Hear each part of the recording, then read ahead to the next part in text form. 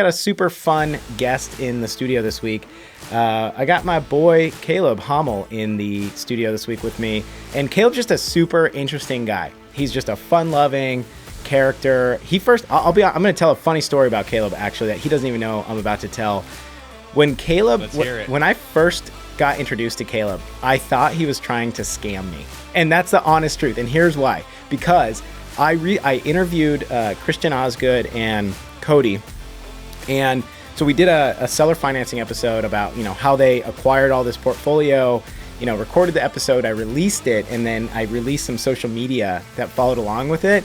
And next thing you know, it's like, those guys that start following your social media, they like all your posts, and then, they're following your friends, and they're trying to slide into your DMs. And I had a couple friends reach out to me, and they're like, yo, do you know this Caleb guy? Like, he's trying to get me to go to some course or something. And I was like, bro, I don't know anything about Caleb.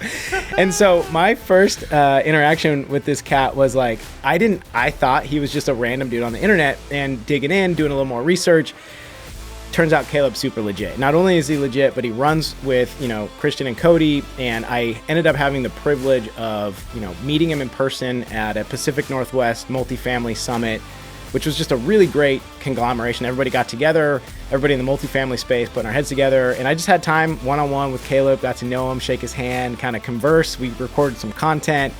And I was like, man, this guy is not a scammer. He's just a straight up hustler. He's just not afraid to get his hands dirty, get in there, get some work done. So Caleb, why don't you just introduce yourself, tell the audience who you are, what you got going on, and what you're all about. I was never gonna let you skip out, and we were recording some content up there. I remember that very clearly. That was awesome. Yeah, Caleb Hommel. I'm 21 years old, multifamily real estate investor, sales company owner. That's ended up kind of the primitive stages of that company is actually how I reached out to you. Funny enough, kind of all the sales stuff going on there. But yeah, I'm 21 years old, 79 multifamily units owned today. Started with about $300 to my name. College dropout. Just kind of got started pretty young. Jumped in the space. So 21 years old, you got 72 units right now. Mm-hmm. And all right, let's back way up. Do you have any family in your immediate sphere, in your immediate space that took any similar trajectory that you've taken right now? Any real estate investors, anybody that you kind of look to as like, okay, this person can do it, I'm going to follow their path? I sure wish I did. That would have made things a lot easier. No, nobody in my family, it had been a while since anybody in my family had even graduated college. My grandpa did it a while back. I'm actually from San Diego State, where I'm from. But yeah, even family going to college, entrepreneur route, nobody really did it. Pretty much just W-2s for life. Okay, so W-2 for life. You're young. You're a young dude, and you're hustling. And, there's a lot to be said about the age you're at in life, right? Like the demographic of you got a lot of time to hustle, and you've definitely been putting it to good use. How early on did you start to have a vision that you knew you wanted your life to go a different direction than what you had seen as examples from your family? Not to say that your family had a bad example. Right. I'm sure they worked hard, great jobs, put money away for retirement, provided you a great childhood, no doubt. For sure. But when did you start to realize okay, this isn't the path for me?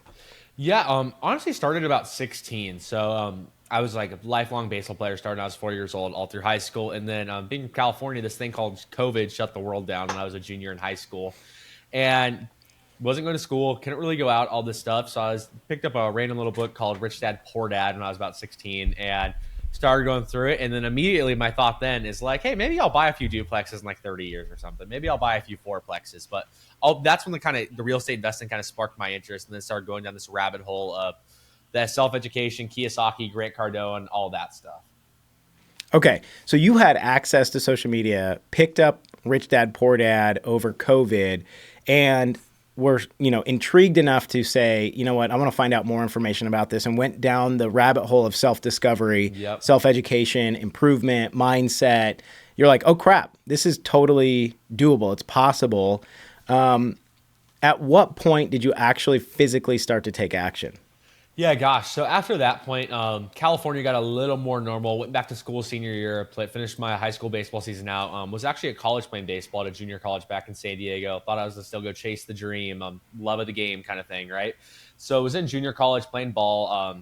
It really started kind of clicked in my head again when I was looking at all these majors, and I was trying to figure out, I'm like, what makes enough money that would allow me to live the life and support who I want to support? And started going through these. I'm like, none of these would lead me anywhere I want to go. And I was like, oh, I remember some book I read like 2 years ago where I was all interested in this stuff. This super interesting. So about 18 turning 19 is when I really started, 18 turning 19, really started diving in again, taking action, going to meetups, reading more books, going to more Zoom calls, all that kind of stuff. Okay, 18 heading to 19. How did you get your hands on Rich Dad, Poor Dad in the first place?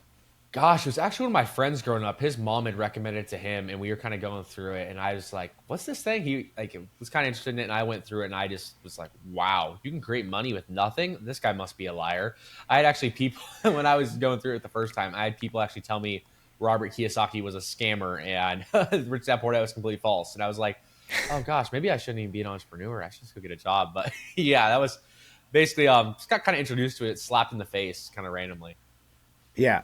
I'm curious, what kind of majors when you were in college and you're kind of trying to decide, when you were evaluating your life of here's who I have to take care of when I get older. First of all, who did you have in mind at a young age? I'm very curious. I have a son who is 13 years old, which really is not that far off from 16, 17 when you started having these thoughts, right? So when you were that age, you read this book and you got to college and you started asking yourself, all right, how much money do I need to make? Who did you have in mind? Like, how are you kind of forecasting the future?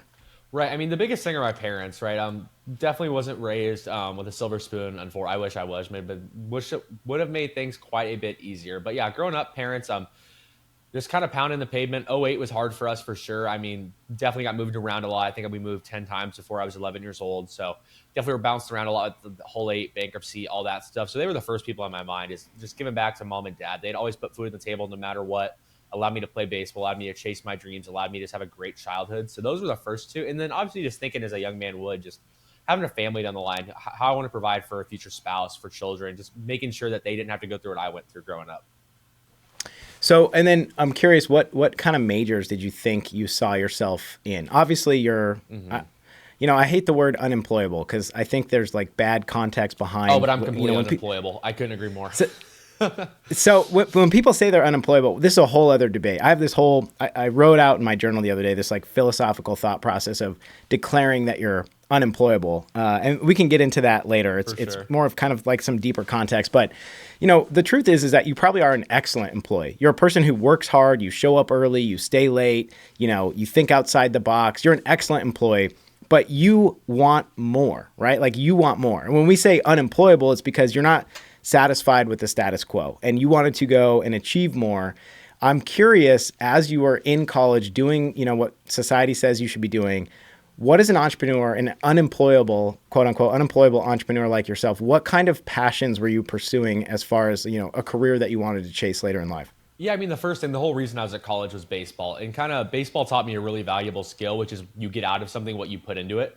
From a very early age, I learned that from kind of a little backstory. Going into high school, was a backup on the freshman team, backup on the junior varsity team, kind of split time.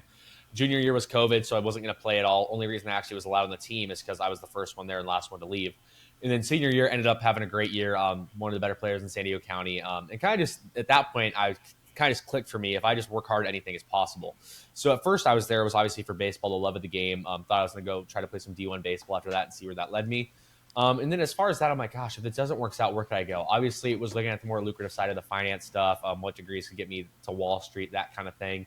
So it was really anything where it was kind of unlimited earnings. Like sales has always sparked my interest since a young age, just like, oh, there's no cap on what I can do. So it's pretty much anything where there was no fixed salary and a limited upside was pretty much what I was drawn to. Yeah, I love it. Yeah. And that's really great insight. And I would have guessed you would have been attracted to something like that. I can't see you working in a cubicle doing the standard 40 years, 9 to 5. Let's fast forward a little bit. So you're in college, you have this epiphany, you're reading books, you're going to meetups, and you have this epiphany. Okay, if I stay the course I'm not going to reach the outcome that I want. Mm-hmm. So the next obvious, action you took was, okay, I have to change course. And that involved dropping out of college. Yep. Talk me through that decision-making process. Because at this point, you don't have any rental properties. Is that right? Yep. This was no rental properties. I was still playing junior college baseball, still going to class. This was right after COVID in California. I keep bringing it up. So it made a very unique situation. Like I was going to school like once a week. The rest of everything was remote.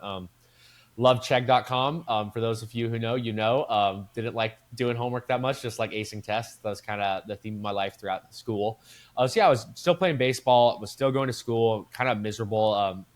Really started feeling the burnout from baseball is kind of like the first step, that like the first domino to fall. It was like, gosh, I really don't want to be here. Like it was kind of when I realized I stopped wanting to wake up for practices in the morning. I was like, gosh, if I don't want to go to practice, this probably isn't going to be a good thing. So about the end, like halfway through that first semester, kind of got out of baseball, college baseball. I was like, hey, I might come back. I don't know. I was kind of doing some quote unquote soul searching just because everybody else who I knew in my circle was like, hey, you're going to want to go back. You're going to want to go back. And those are kind of people who surrounded me, which I've since changed quite a bit. And then realized, hey, I don't want to go back, and ended up dropping out of school. Ended up not really telling my parents at first, which probably wasn't the greatest idea. My dad actually took me out to breakfast one day, and he's like, hey, you haven't gone to school in like 2 months.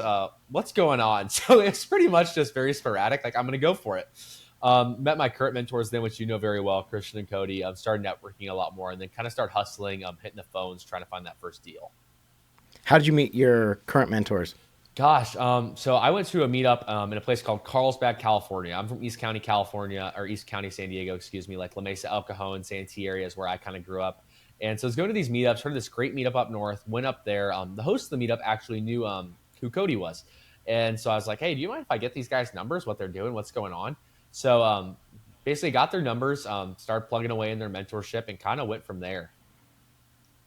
So did you pay for mentorship right off the bat, or did you just, show up and provide value? I did. So I was paying $250 a month for, I think it was 1 or 2 Zoom calls a month. And all I did was DoorDash. So the whole day I'd hustle from about 7 to 3 o'clock because I was calling deals here in Texas. So I'd hustle all day. And then at night, after about 3 to 5 o'clock, I'd go out and DoorDash till about 9 or 10 o'clock to make my living, quote unquote. Usually the monthly payment bounced. So I always had to ask for about a week of grace so I could get the funds in and pay them. That's hilarious. You're like asking for extensions on the mentorship program. Yeah, I know. I'm like, is this financeable? Can we finance out the $250 every month, please? What are we doing? Okay, so during the day, you say you're hustling. What were what direction did they point you in? How were you hustling? What actions were you immediately taking as you got into their program and you were spending the bulk of your time searching for a deal? For sure. So I did things a lot differently than them. I mean, I took the pieces of what worked, right? The biggest thing they had done for owner relationships in one centralized market, I was kind of looking all over Texas. I actually started out looking in a small little market in northern Nevada, and basically kind of got to the decision. I'm like, hey, there are 2 deals on market here. I've called these brokers like 3 times each. If there aren't enough deals for me to call, then I need to pick somewhere else. So the decision eventually came down to, hey, am I going to look in Texas or am I going to look in Florida? Being a broke kid in California, I was like, it's going to be easier for me to get to Texas in an emergency than it is to get to Florida. So started looking at Texas, just calling every on-market deal, basically as many owners as I could. I think I called about 1,000 to 1,500 owners / brokers during that period of time. Okay, so you're talking the entire state of Texas. Yep, pretty much. All I would look for is a growing population. If I had a growing population, every deal there was getting a call. And what were the parameters for the deals on market that you were looking for? Gosh, I wish I would have started out a little bit more intentional, that's for sure. When I started out, I was calling like 300 unit, let's call it. And I'm like, I got to the point, I'm like, what am I doing? I can't call a 300 unit. There's no way on God's green earth, I am buying a 300 unit complex. So then I got really intentional and started calling from 5 to 25 units. Okay, so you filtered it down 5 to 20. Mm-hmm. And as you're calling, you said you made over 1,000 calls during what time frame? Yeah, that was about 6 months. Okay, so 6 months. So every day you're just on the phone, you're calling these brokers, and what's your script? What are you telling them? Yes, pretty much. So the first thing, you would just ask if the property is available, obviously, because I don't want to go through an entire phone call. I'd done it too many times of just absolutely killing rapport at the end of the call. They're like, yeah, it's actually under contract. It's like, well, that just kind of took wind out of the sails there.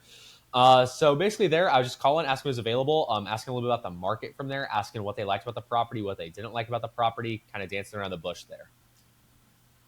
Okay, and then so first step, find the property, identify it, filter it down, to the unit size that you're wanting. You got the whole geographical location of Texas your only parameter has to be in a growing population. Yep. And you're dialing. Now, I want to know, how tactical were you on these dials? Did you set like time limits for yourself, or was it literally just start calling and just see where we get at the end of the day? Pretty much a spray and pray. That's the best way I can describe it. So if I called, let's say I'm calling you, Tim, get your deal. I'm looking at, I run the numbers as quick as I possibly can, get it back to you. If it's even interesting, I'd run the numbers. If it was basically no shot at doing it, I wouldn't run the numbers. So then go through the numbers, run it, see if it could be a deal, ask for owner financing after the fact. Usually I sometimes ask for the phone, sometimes I'd ask for it after. That was kind of just a spray and pray approach as well. Didn't really know what I was doing, so it's pretty much just trying to find my way. And then how much focus do you have on building rapport with the brokers on these phone calls? At first, basically none. Down the line, it was everything for me. That's actually how I found my third deal. So my first two deals were on market. My third deal ended up being from a broker relationship from a previous property I'd called that he had listed that I had no shot at buying. And then down the line, he's like, hey, I do have this deal if you're interested. So at the So beginning, none. And then eventually it was everything. okay, so you're filtering unit size. First question, like, let's just see if this is even a viable solution. Hey, is this available? Is it on market? Oh, it is. Awesome. Run me through, like, let's pretend I'm a broker, essentially. Like, take me through a call with you. Like, hey, hello, this is Tim. Hey, Tim, it's Caleb. How are you doing? I'm doing great, man. How are you? Good. I was giving you a call with the property on 123 West Main Street. Yeah, awesome. Yeah. First, is that one still available? It absolutely is still available, yeah. Great. Saw it was in Seattle, Washington. Not really familiar with the neighborhood. How do you like it over there? Yeah, I think the area is great, man. Seattle's it's up and coming. We got Amazon here. We have consistent demographic increase, right? We got high salary earners. There's a little bit of contention with some homeless population, but overall, I think we're just going to see strong appreciations and increased rents over the next couple of years. Perfect. That's exactly what I thought about the area. Glad we're in line there. And then as far as the property itself goes, it looks like it's a little dinged up. Is there anything you really don't like about this deal? It's a great deal. I think the seller, I think he's kind of overlooking a little bit of deferred maintenance that he's been putting off. Between you and me, to me, it seems like the air conditioning units are a little bit out of date. I would say they probably need to be updated. It's Seattle, so we get a little bit of moss on the roof, but overall, it's a pretty good building. Maybe some paint on the exterior. I think as we get vacancies, you're probably going to want to, paint and carpet standard things like that, but nothing huge. Yeah, so pretty much just throwing a little lipstick on it. Nothing huge, no CapEx, no foundation, no huge plumbing, no roof issues. That's kind of what I was looking for there. And then as far as this one goes, so it sounds like we're in pretty good shape there. Is there anything else kind of random or anything you would like to tell me about this property before I go and take a look at the numbers here? Well, I do know that it's in an opportunity zone and they are rezoning the density in the area. And so I'm not sure exactly what's going to play out in the neighborhood, but it sounds like it may be a situation that could, be a tear down and go way more vertical. That's, years in the making. I can't really say or speculate on that, but other than that, I don't really know much more about it. Perfect. Is there any room to put an ADU on this one, or any more kind of room for some additional lots or additional buildings on the lot here, or is it pretty much just this one and just a tear down in the future? That's a great question. I'm not sure. There's parking. It has a parking lot that's out back that's attached to the property. As far as, the density requirements, nobody's really asked me about an ADU in a commercial property downtown. I know that the outlying neighborhoods are definitely putting those in, but that's a great question. I'm happy to dig into that and explore for you if that's something that you think is intriguing or interesting to you. Yeah, after I take a deeper look at it, that might definitely be plausible. And then last thing before I let you go and take a look at the numbers, do you have any other deals coming down the line I should know about? Well, this seller in particular has 3 other properties that they're probably going to want to let go of in the next 5 to 7 years. They're kind of retiring and they're slowly getting rid of property. So this seller for sure has more coming available. I don't know when he's going to want to take them to market. But yeah, I'm pretty connected in the area, and I have a bunch of clients that are kind of at the similar age, and there's a large inflow coming into the community. So yeah, it looks promising. Well, perfect. I'll go ahead. I'll shoot over my contact info to you. Take a look at the financials on this one. Regardless if it works or not, I'll give you some feedback, and then we'll just be looking out for the next deal if it doesn't work out. Awesome, Caleb. I appreciate it. You mind telling me real quick before you go just a little bit about yourself? What kind of stuff are you looking for? Is it just you? Are you working with a partnership? Yeah, for sure. So it's me and my business partner, a little more experienced, kind of an operator nearby in the area. Basically, what we're looking for is value-add multifamily, not really into the new construction stuff right now. So if you have anything that could use a little bit of love to it, that's pretty much what we're looking for, anywhere in the 5 to 25, 30 unit range. Okay, awesome. Well, it's very nice to meet you, Caleb. Likewise, Tim. Hope you have a good one. So my follow-up question is, you just snapped right into script mode. I love it, dude. You knocked it out of the park. So my follow-up question for you is like, when are you calling that person back? Yeah, so good question. So depending on how the call goes, so there, let's say I actually get financial in the deal, it actually makes some sense. I'm going to be going back and forth with you a little bit and be like, hey, this is why it didn't work. This is what I would like to see. Are they open to carrying a contract? Yada, yada, yada. If it's basically like, let's say it doesn't work out, let's say, so we go through that whole process. Deal doesn't work whatsoever. I'll probably on my calendar and then Google Sheets and Excel, whatever you want to use, probably set a follow-up date on there in the next 2 to 3 weeks. That's when I was getting started. I was hounding these brokers, dude, like ultimate, just like bloodhound. Like, do you have anything? Do you have anything? Do you have anything? Do you have anything? Now, realistically, I've got a very few I work with currently. So it's, I'm in pretty constant contact with the guys I use now. Yeah. So you know what's coming across. I'm just curious, like, for somebody who's just getting started and they're like you, they're a bloodhound and they're calling a new market and they want to build rapport with these agents, how often do these brokers need to be getting touched by you to really start realizing like, oh, Caleb's serious, Caleb's a player in the space. Getting started every 2 to 4 weeks, 1,000%. If you're letting them sit longer than that, probably not the best idea. I found the best connections I've made are when I'm on the ball as much as possible. So if you have a reason to call them, give them a call. If you're looking at another deal in the area, you're like, hey, saw us in a different neighborhood than the one you have listed. Is there anything else? Is there anything I should be looking out for here? Is there any red flags around this area? If you have a reason to call them, call. If not, every 2 to 4 weeks. And then over time, then they just realize that you're a serious player. And when something does come available, you're one of the first people that, become top of mind, that they're going to call you. Hey, Caleb, hey, it's not on the market yet, but I have a seller. He's got this 12-plex. It's coming available, right? Yeah, the first thing is you want to find a way to be that first call.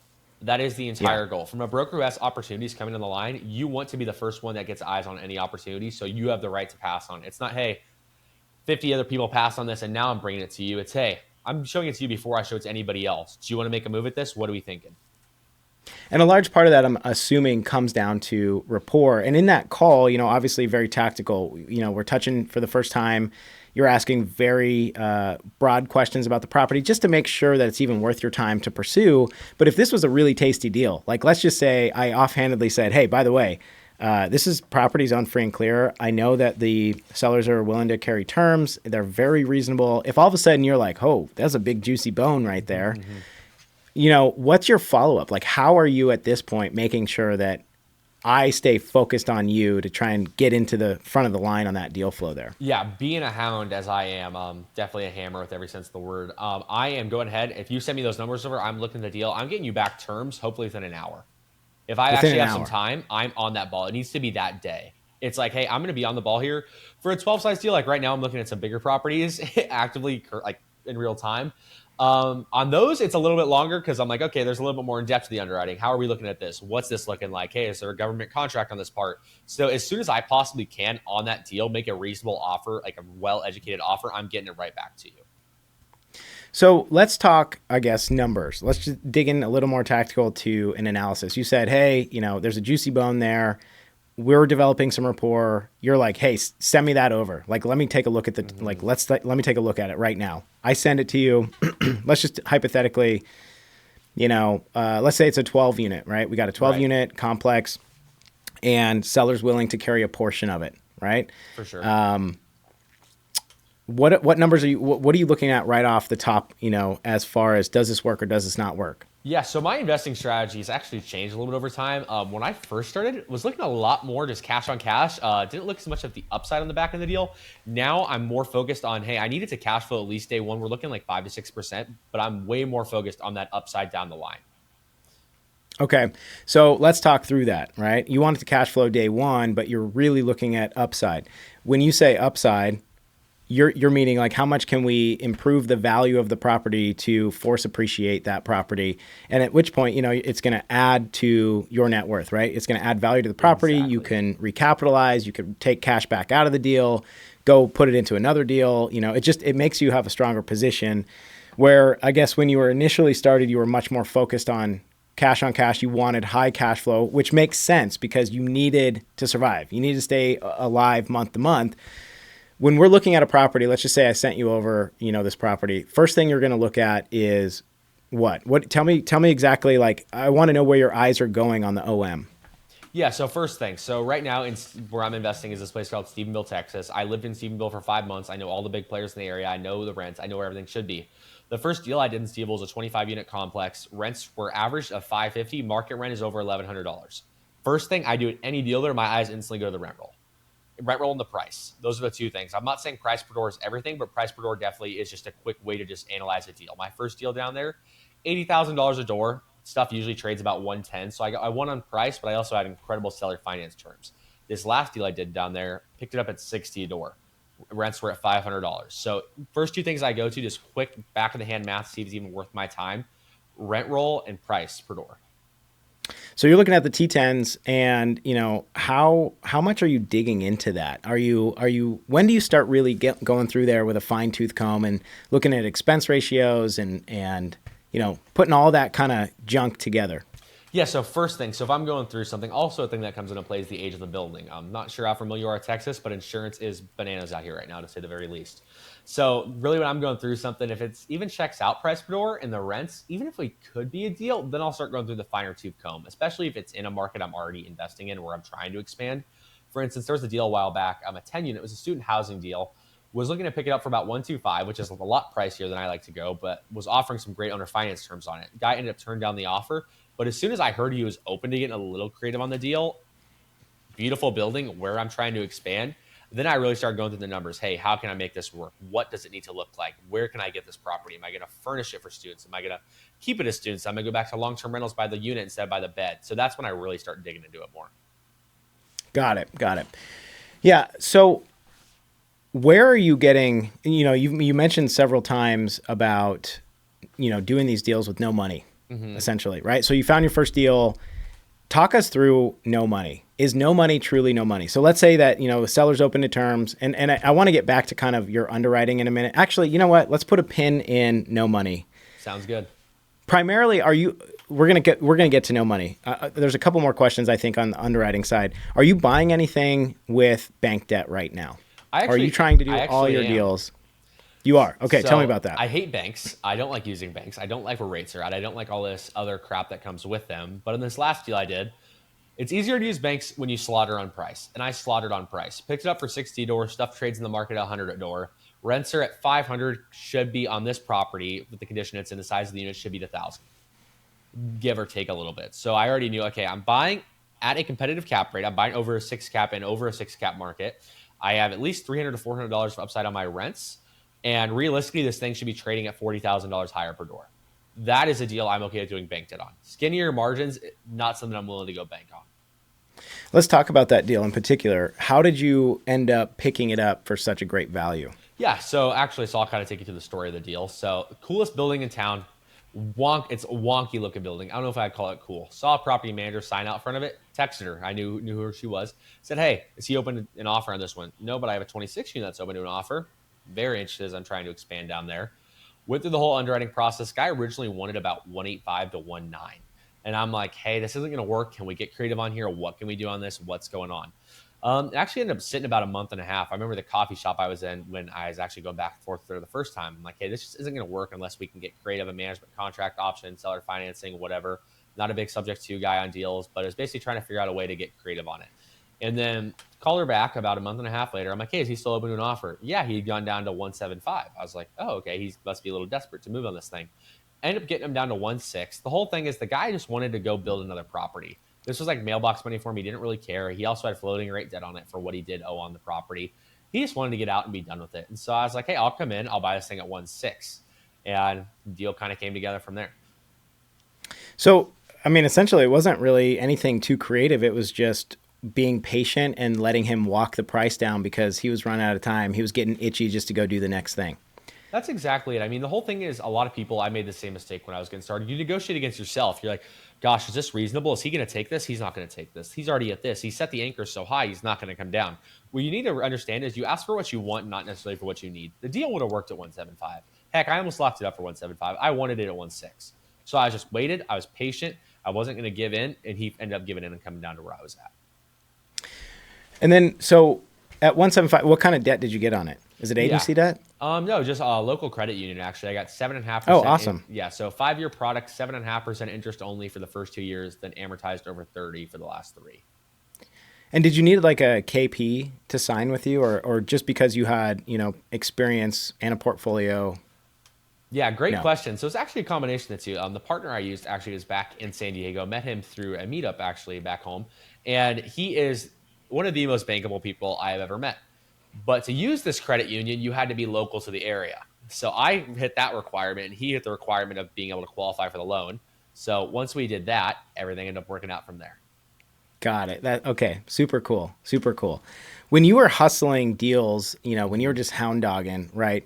Bloodhounding, I guess, just calling these agents relentlessly. Were you, I guess, pitching any deals that would work to people that you took like a finder's fee of equity in, or how were you kind of getting going initially? Yeah. Were all these So deals what just for you, or were you kind of, deal finding for other people? Great question. Principle I had kind of established for myself early on is I'm not going to do deals for other people. I'm going to do deals for me. So on that same question, every deal I was looking at was a deal I wanted to buy. Heck, if it was a huge deal, like 100 plus units when I was getting started, it's like, hey, I can't take this down. If it even made remote sense, I'd be like, hey, somebody else should look at this, but never really came across any of those. Yeah, yeah. All right, let's jump into financing because watching your social media, and you're doing it, dude. You're freaking crushing it. Your journey is admirable, honestly, and just your energy is just contagious, man. It's just fun being around you. Like, people hang out with you. You just want to. It's like we just want to be homies, right? You're just a likable, cool guy with good energy. In a lot of your social media, I watch your social media content. Actually, what's your social media? Throw it out there right now. Yeah, so it's at caleb.hommel on Instagram is where I do most of my social media on there.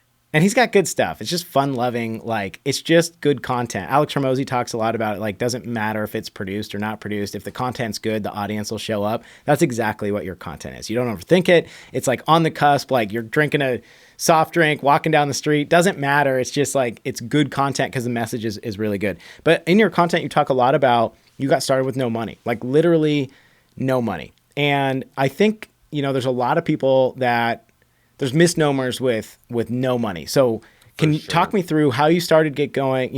When you say no money, like give us an example. Is it truly no money, or is there a cost to that? Were you getting, gifts of down payment that you had to pay back later? Talk me through how were you financing these deals with no money on seller finance? Great question. So first of all, when people usually say no money, what almost everyone means is none of your own money. And that's the same exact thing for me. I don't have any of my own money in my deals currently, didn't do it that way.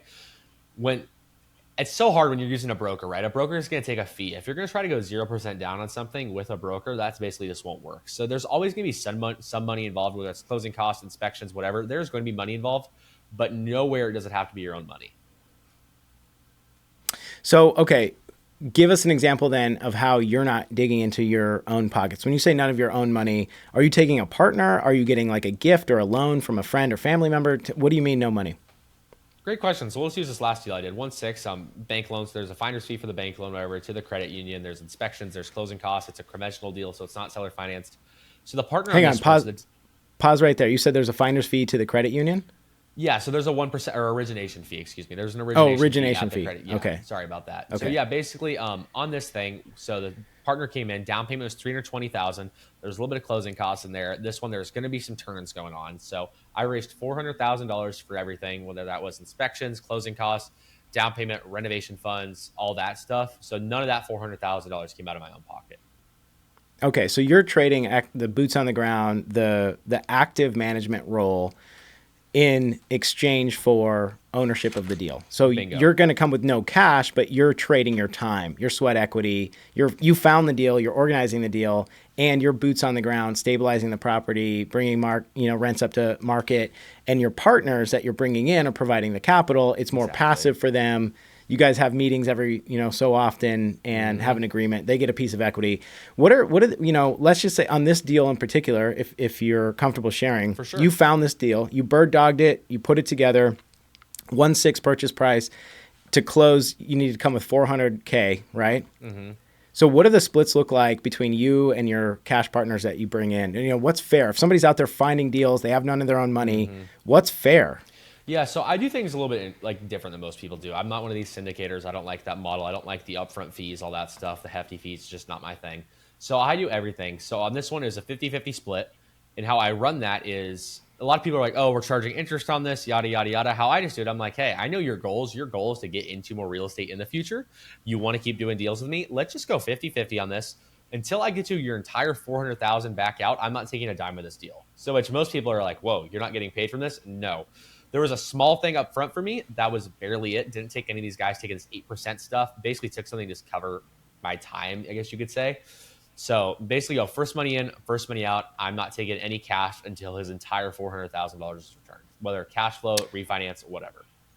I think that's very generous, and that's a lot more fair than what you're seeing in the market right now. And I think if you're listening in, like I'm in a position where I have I'm a capital person, so I have a lot of investors, through the podcast or social media. I have people that come to me, they're like, hey, I got money, where should I put this money? And what we've been doing is we've been placing private loans. So essentially, for flippers, fix and flip, whatever, we've been lending it out privately. But I have a lot of people in my funnel who are like, hey, I want to place my money into something more long-term that I have a piece of. And I will tell you, I get to kind of peek behind the curtain, right? I look at a lot of, I know syndicators. I know a lot of people structuring joint ventures. And I got to tell you, dude, it is not all rosy behind the scenes. When you're looking back there right now, there's a lot of volatility. There is a lot of recapitalization. There's a lot of deferred or delayed owner draws. And it's, I think the structure that you're talking about right now is very, very fair, especially in the market today and the current environment of that market. So kudos. I appreciate that. Yeah, not a lot of people do that. I mean, that also is a testimony to the active income I have on the side. So I don't necessarily need the cash right now. At the same time, though, it just feels really dirty when you see some of these guys, not like no name drop whatsoever, but they're taking these big fees for a deal that has tiny, thin margins. And then down the line, they're just letting the asset go. There's no personal guarantee on it. They're like, I could contribute my own cash, do a capital call. I'm going to just let it go. Bank retakes the property. Investors are out of their cash. It's like, that's the last thing we're looking for here. It's a relationship game more than anything else. And that's how you kill a relationship every single time. Totally. Yeah, totally. And, people are putting a lot of trust in you in your position. Exactly. Obviously, your reputation is everything. When you have no skin in the game, if things were to go bad, I mean, technically... is this debt recourse or non-recourse on this last deal? So some of it actually is recourse, but what recourse do I have? My car's not even in my own name. It's the cash in my bank account. You take that. You can't take anything from my businesses because there's other partners on it. So it's recourse, but really, if I let it go, nothing happens. So at the same, so it's definitely non. Well, this is where the relationship portion comes into play. Of people are putting a lot of trust into you, because when you don't have any quote unquote skin in the game, your reputation matters. Like, do you do what you say you're going to do? And my question for you is like, let's say you called me up, hey, Tim, I got this beautiful complex in Dallas. Let's go. Are you ready? Like, it's time for us to do something together. I'm like, sick. I got a $500K check. Let's go. Ready to go. Right. But hey, Caleb, what's my guarantee that I'm going to stay protected if you decide that you get sick of this property, right? I put my cash into it. You're operating it. You got no skin in this game. Your name's on it.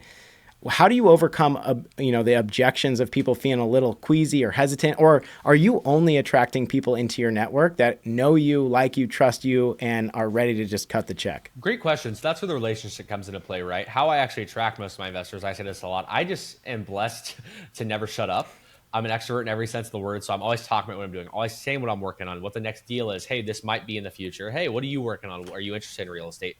Just always talking about my passions, and real estate's the biggest one. So a lot of these people I'm doing deals with already know who I am. They know my story. They know what I've done. They know where I'm trying to go. I know who they are. I know what they're working on. If I'm calling somebody up for the first time, like let's say I had no idea who you were. I just called you. I'm like, hey, I got your number from John Doe, and he said you're looking to possibly place some capital. I'd love to hear more about that. Then they're like, who are you? What's your name? What's your social security number? What, like all that stuff, like kind of trying to dive in. But these people I've already built relationships with. They know who I am. They know what I've done. So it's really not a whole lot of selling on my part. They trust me. They know me. And it's really just like, hey, this is the opportunity. This is what we're going to looking to do. This is what we're going to fix. This is where it's going to be. This is where we have it penciling. Is this something you'd be interested in? Yeah. Yeah, and I think that's why, building that rapport and those relationships is so freaking important. And, you're really as good as your word. So do what you say you're going to do, because, man, your network truly is your net worth. I know it's cheesy, but if you're a piece of crap that doesn't do what you say you're going to do and you screw people, sorry, you can only get so far. Like people sniff you out. The community is really small. It's a small world, you know? Yeah, it's a lot smaller than you might think. I mean, you see people at events all the time. Like you see, like if you're in the Pacific Northwest community like you are, I'm sure you see the same people at events. If you're in the Dallas community, you see the same people at events. It's not that big of a circle. It's at the same time, it's a lot easier personally for me doing people like myself, like very strong in my faith. If you meet fellow believers, it's like there's a different code you hold yourself to. Nothing against anybody who's not. Everybody has their own beliefs. But when you live by a certain code that's above money, that's above yourself, it kind of attracts a different kind of person. They're like, okay, you're not doing this. You're not here for the money. You're here for something bigger. You have a bigger plan with your life. You're trying to do something and accomplish something bigger. People seem to like that a little bit more and trust you more in that sense. I completely agree. And, you know, just as like a little caveat, and I'm not saying I discriminate against people who aren't believers. That's not what I'm saying at all. But when I am looking around at a group of people of like, who do I want to do deals with? I am always attracted to like, who is kingdom focused? Like who's a fellow believer in the kingdom? I want to work with that person. Couldn't agree more. And like, that's something like I got saved a little over a year ago and it's like completely changed my life. It's taken over my life. It's to the point where it's like money's secondary. Like I definitely upgraded like my life. I live a little bit nicer than I used to, but at the same time, it's like when you meet somebody and money's not everything, and you can just tell they're a believer, you can tell they love something more than themselves. You can tell they're not of this world. It is so much easier to do business with those people. You're like, you're who I want to work with. You're who I want to surround myself with. You're going to push me farther. You're going to push me to different things. You're not in this for the like taking like $300 at the top. You're in this for building something bigger and serving a broader community and serving something else. Absolutely.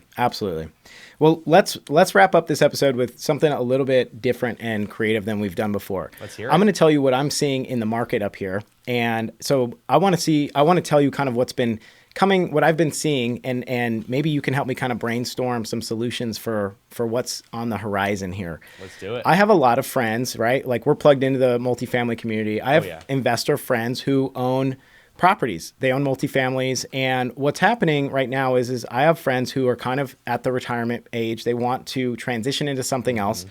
And they like the idea of seller financing, but they don't love the active income aspect of it. They love having property that they can, you know, essentially write off all of their active income earnings. And when they carry the note, it turns into, you know, they're earning interest payments. And so one objection that they have is like, well, what do I do with the gains, right? Like, what do I do with the taxable income? The other objection is, you know, where interest rates are at today, they have some debt on the property. So what I'm seeing is like, for example, let's say the building's $3 million or $1.5 million. They have like $700,000 in debt. The property's appreciated. You know, rents have increased, appreciated. Maybe there's a little bit of loss to lease. They're willing to carry a portion. So let's just say that they own $1 million free and clear, but they have 700 in bank debt, or, you know, let's say they own 2 million or 3 million free and clear, but they're 700 in bank debt. We're kind of at this impasse. They're like, well, I don't really know what to do, because if I were to go get bank debt on the difference, the numbers aren't going to pencil with where rents are at right now. And also they're a little bit hesitant to take the totality of it in active income as, you know, a seller finance deal. For sure. This is what I'm seeing in the market. And it's kind of like, this is like some of the problems and objections I'm trying to overcome to get some of these deals done. How would you start breaking this down and looking at it? Yeah, I mean, so the first things first, you have to understand what their goals are. So if they don't want the active income, they're like, I'm not really that focused on helping somebody young and like younger trying to get in the game. That's not really my thing. I kind of just want to get cashed out. That's how my last deal was. Up until that, I hadn't done a bank deal. The guy just wanted to get cashed out. There was no room to get creative. It's like, okay, then your options kind of narrow down a little bit. So that's number one. Also, there's other ways to get creative. Let's say they're like, hey, I don't want to carry the whole note, but I'll carry a chunk. It's like, okay, then let's go get a bank note for 70% of the purchase price. Let's have you carry a little bit of the delta, and I'll throw a little bit down on top of there as well. Then it's like, hey, you have your cake and you eat it too. So that's another option. Or there's other creative options, like some lease options. I'm not a big fan of lease options if you're putting a lot of money down. If it's a low down thing, it's like, hey, I'm basically going to come in here, take over management from you, get this thing performing, then I'm going to go take it to the bank and we're going to get a loan on it. Awesome. If you're treating a lease option like a purchase and you're throwing 25, 30% down even on a lease option, I'm not a believer. I'm a very strong opponent of that. So, I mean, the biggest thing is just figuring out what their goals are, where they're trying to go. Is that because if you can't perform and you can't exit into debt, then essentially you're forfeiting 40% of the purchase price that's non-refundable? It's just too much risk. That's pretty much it. And like, especially starting from a guy like me, it's like no cash, none of my own skin in the deal. It's like, how am I backing these people? It's like, unless I Yeah. am so sure as an operator I can do this, and I like, and then it just gets a little wonky, especially if you're like an inexperienced operator, you're throwing this much money down just for the option to own the property. You don't actually own the property currently. You're really just managing it. I don't like that a lot. Yeah. Yeah, that's great advice. And I think this is like an ongoing conversation. I think something that would be really cool to kind of integrate is like, as I'm finding deals, or the audience is listening in is finding deals, to like submit it. Maybe we kind of come up with a segment of like, all right, here's how we can kind of creatively think about how to get over an impasse. That'd be super, super fun. Caleb, this has been a really fun interview. I think I can already tell you the guest feedback is going to be, this is probably one of the better interviews. Just, you're charming, you're charismatic, you're full of energy, you have good insight. I really, really appreciate you being here today. Where can everybody follow along on your journey, find you, website, social media, the whole 9 yards? Dude, first of all, I appreciate you having me on a ton. Best way to find me is caleb.hommel on Instagram. Also, we didn't get into a lot, have the sales company as well. If you're interested about sales, real estate, want to talk business, shoot me a DM on there. Let's go. Thanks for coming on, dude. And we will catch you guys on the flip side. See you next week.